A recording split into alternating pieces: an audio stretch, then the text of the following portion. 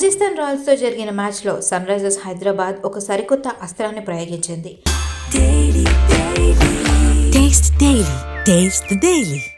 అతనే ప్రఫుల్ హింగే.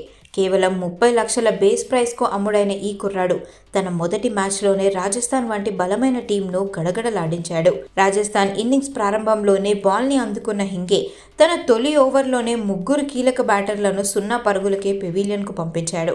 దాంతో ఐపీఎల్ చరిత్రలో ఎవరికీ సాధ్యం కాని ఘనతను సాధించాడు. ఆ తర్వాత తన 2వ ఓవర్లోనే రాజస్థాన్ రాయల్స్ కెప్టెన్ రియాన్ పరాగ్ను కూడా అవుట్ చేసి అరంగేట్రంలోనే 4 వికెట్లు పడగొట్టి మ్యాచ్ స్వరూపాన్ని మార్చేశాడు. ప్రఫుల్ హింగే మైదానంలో వికెట్స్ తీస్తుంటే సోషల్ మీడియాలో అతని ఫాలోవర్ల సంఖ్య రాకెట్ వేగంతో దూసుకెళ్లింది. మ్యాచ్ ప్రారంభానికి ముందు అతని ఇన్స్టాగ్రామ్ అకౌంట్లో కేవలం 3,000 మంది ఫాలోవర్లు మాత్రమే ఉండేవారు. క్రికెట్ అభిమానులకు అతని పేరు కూడా తెలీదు.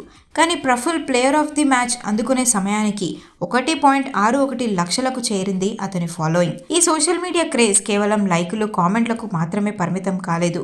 ఇది ప్రఫుల్ హింగే ఫైనాన్షియల్ స్టేటస్ని కూడా ప్రభావితం చేస్తోంది.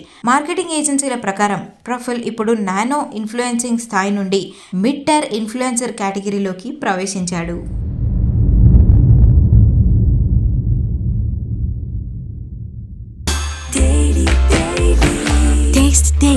Taste the Daily.